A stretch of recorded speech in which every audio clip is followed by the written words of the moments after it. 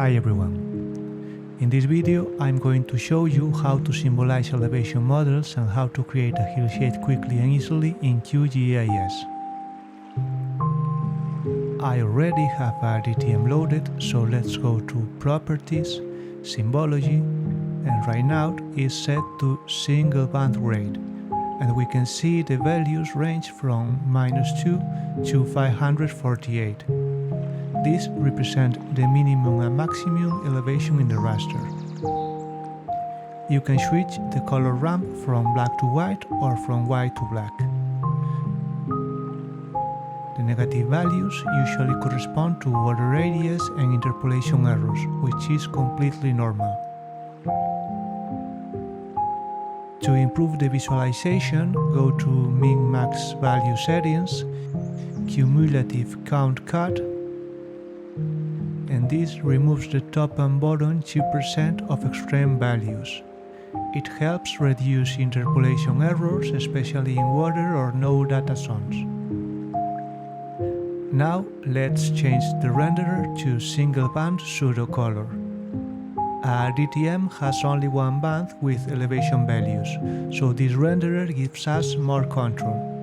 Set interpolation to discrete. Choose the brown to green color ramp,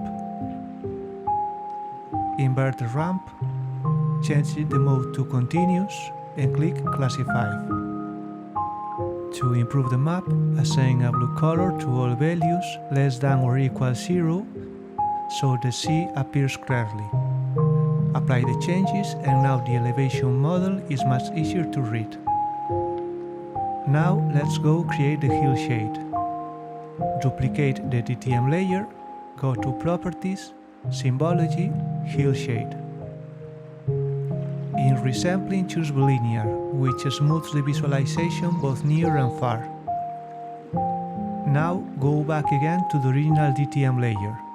Click Properties, Symbology, Blending Mode, Multiply. This combines the color of the DTM with the shadows of the hillshade, giving a much more realistic and professional result. And that's it.